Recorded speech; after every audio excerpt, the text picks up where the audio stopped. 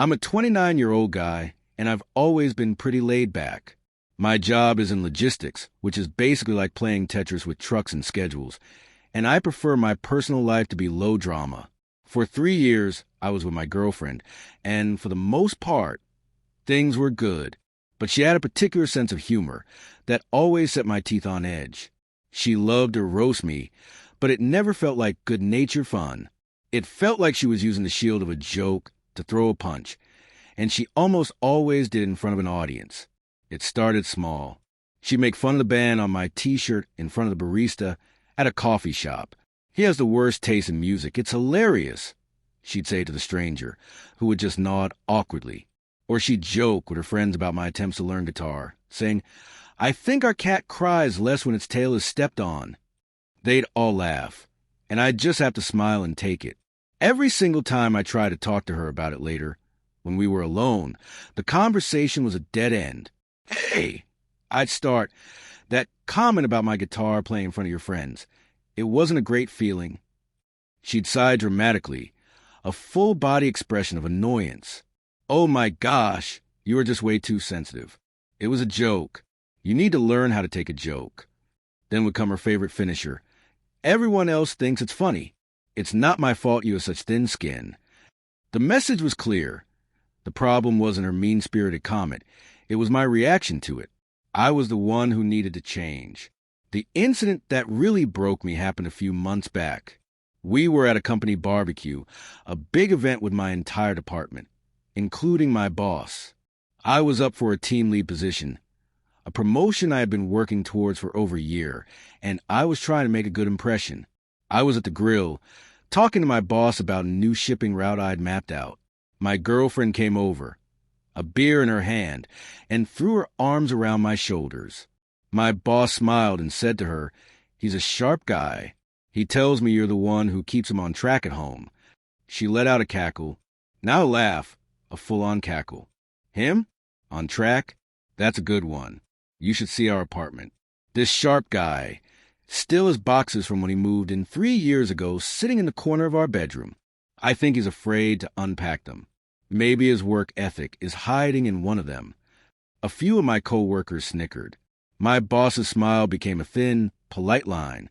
He just said, "Ah," and then conveniently got called away to talk to someone else. I stood there, staring at the hot dogs on the grill, the heat from the coals feeling less intense than the heat rising in my face. In 10 seconds, she had painted me as a lazy, unmotivated slob in front of the one person whose opinion of my work ethic actually mattered, all for a cheap, easy laugh from people I worked with. Later that night, I confronted her. I wasn't asking this time. I was telling her, "What you did today was not a joke. It was humiliating, and it could have seriously damaged my career." She put her hands on her hips and gave me the look. "Wow, you really can't take a joke, can you? It was funny.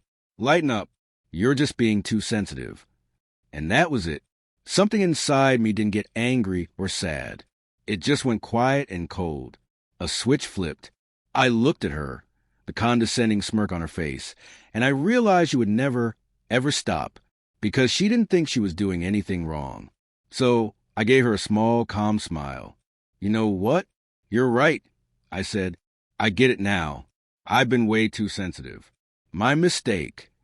She beamed, thinking she'd finally won, that I'd finally accepted my role as a guy with a thin skin. "See? It's not so hard," she said, patting my arm. She had no idea what had just begun. If jokes were the only language she understood, I was about to become a master linguist.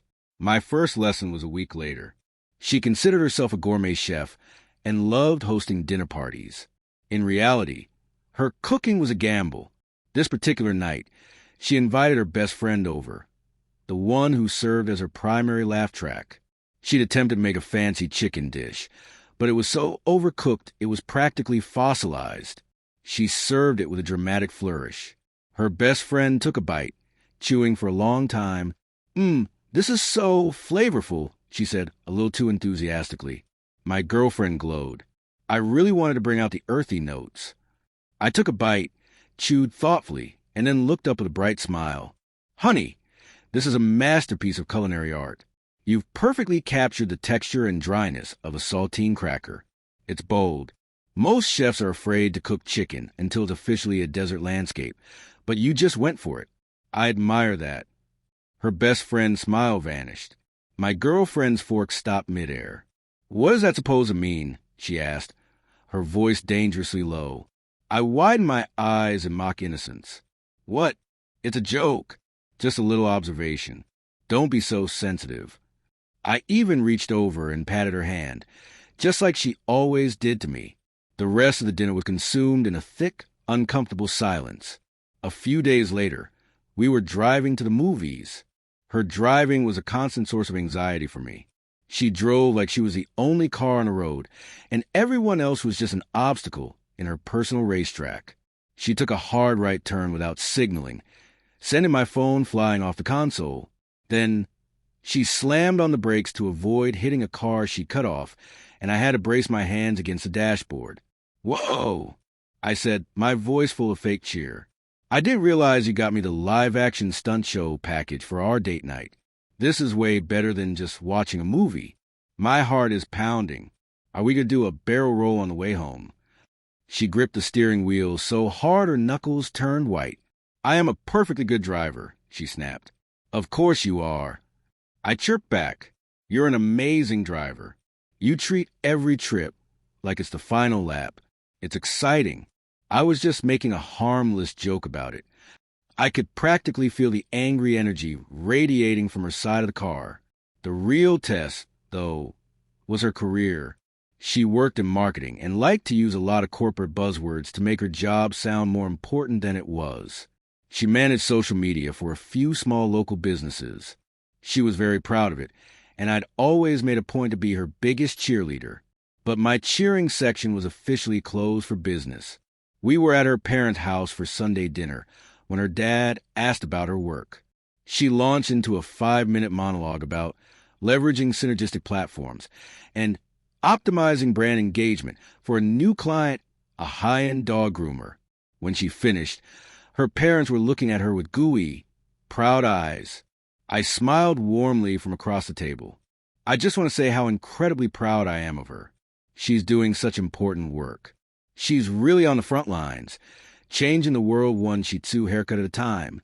The other day, she spent 4 hours debating the perfect Instagram filter to announce a special on poodle pedicures. It's that kind of dedication to the canine arts that most people just don't have. Her mother's smile froze. Her father started coughing into his napkin. My girlfriend just stared at me, her face draining of all color. I could see the storm clouds gathering. Why would you say that in front of them? She whispered, her voice shaking with rage. I leaned back, the picture of relaxation. What's the matter? It was just a little joke. I thought we all appreciated a good joke here. Don't tell me you're starting to get sensitive. The car ride home was silent and heavy. The moment the apartment door closed, the dam broke. She screamed at me. She called me a vindictive, mean-spirited bully. She accused me of trying to make her look stupid in front of her own parents. I let her go until she was breathing hard, tears of rage in her eyes. When she finally stopped, I asked her calmly, So, you didn't like how that felt? Like it? Of course I didn't like it. You made my career sound like a pathetic joke. And you made me sound like a lazy, unmotivated idiot in front of my boss, which could have cost me a promotion I've worked for my entire career for. Tell me, what's the difference? The difference, she practically shrieked, is that I was joking. It was funny. What you did was just cruel. Ah, I see now, I said, nodding my head as if she'd just revealed a profound truth. So there are rules. Rule number 1, when you make a joke at my expense, it's funny. Rule number 2, when I make a joke at your expense, it's cruel. Got it. Thanks for the clarification. I turned and walked into our bedroom, closing the door behind me, leaving her fuming in the living room. That's when her entitlement kicked into high gear. She launched a full-scale campaign to force me to go back to being her personal punching bag. First, she tried to turn my friends against me, sending my best friend a long, dramatic text about how I was being emotionally manipulative and had developed a cruel, sarcastic streak that was tearing her apart. My friend, who had witnessed her jokes for years, called me immediately. I told him the whole story, from the barbecue to the poodle pedicures. There was a pause on the line, and then he just said, "Dude, it's about time you grew a spine." When that failed, she arranged an ambush. I came home from work to find her and 3 of her friends sitting on the couch like a tribunal. They staged an intervention, telling me I was breaking her heart and that my newfound negativity was toxic. I let them all have their say.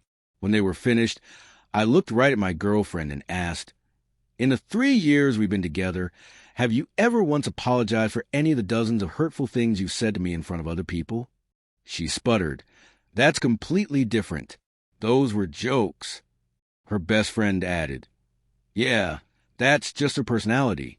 You knew that when you got with her." "You're absolutely right," I said, standing up. "I did know, and this is my personality now. You can either get with it, or you can get out of my apartment." They left. The real breaking point, the moment she realized she created something she couldn't control, came a few nights later. She and her best friend had a minor tiff after the failed intervention. Apparently, the friend had dared suggest that maybe I sort of had a point.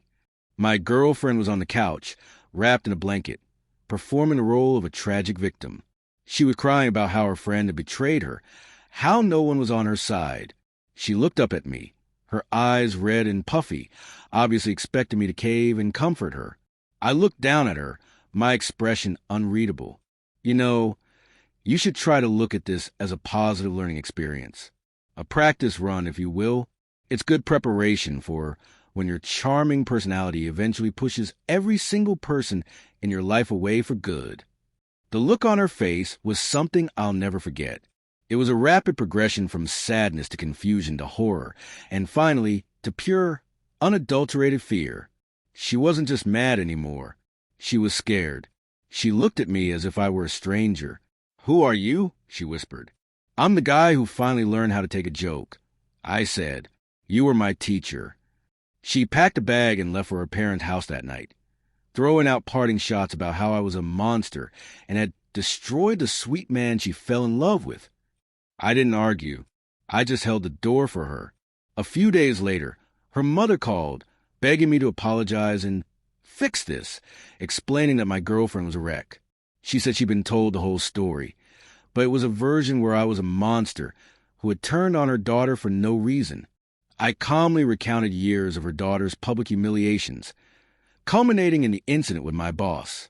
Her mother's response was telling. "Well, dear," she said with a sigh, "that's just her way. A man is supposed to be strong enough to handle a little teasing." That was it. That was the moment I knew it was completely hopeless. It wasn't a flaw in their eyes. It was a feature they expected me to endure. "I'm not strong enough to handle it," I said, "and I'm not willing to try anymore." I hung up. A week later, she texted, demanding we meet at a coffee shop to talk. I knew it was a trap, but I went anyway. Sure enough, she was there with her best friend, the one she had supposedly fallen out with. She must have spun some tale to get her back on her side for one last offensive. She started by graciously offering to forgive me. "I'm willing to move past all the horrible things you've said," she announced, "if you apologize and promise to stop acting like this." I just stirred my coffee. "No." Her friend leaned forward. "Look, she's been a mess. She loves you. You're the one being cruel here."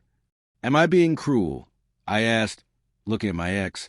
"Or are you just being a little too sensitive?" Her face tightened. "See, this is exactly what I'm talking about. You twist everything. You know, I was talking to my ex the other day. Even he agrees you're being a jerk. He never treated me this badly, and he was supposed to be the bad guy." She had used her ex as a shield for years. The story was that he was a controlling monster, and her joking personality was a defense she'd built to survive him. It was the one thing that had ever made me feel sorry for her. But I knew something she didn't. A mutual acquaintance of ours was very good friends with her ex, and after everything that had happened, I had finally asked him about her story. I looked her dead in the eye. "Your ex? Is that the same ex you told me was so emotionally abusive that he crushed your self-esteem?" "Yes," she said, thinking she was winning. And even he was a better boyfriend than you become. I took a slow sip of my coffee and placed the cup down gently. That is fascinating, because I heard a slightly different version of that story. The version I heard was that he broke up with you because he couldn't take your constant, nasty jokes. The version I heard is that you mocked his anxiety in front of his family. The version I heard is that you once told his best friend he was lucky you lowered your standards to be with him. The version I heard is that you were never the victim in that relationship at all. You were the bully then, just like you've been the bully now. You didn't develop this personality as a defense. It's just who you are. The color drained from her face. Her friend stared at her, her jaw slack, finally seeing the real person, behind a mask she'd enabled for so long. My ex-girlfriend was utterly broken. The foundation of her entire victim narrative had just been obliterated. I put a 20 on the table. I'm not a monster. I said as I stood up, I'm a mirror. You finally had to look at yourself, and you didn't like the reflection. I walked out and didn't look back. I blocked her, her mother, and her friends. My life became peaceful overnight. The monster she was so afraid of, he disappeared the second she did. Turns out, he was just a quiet guy who was finally tired of being the punchline.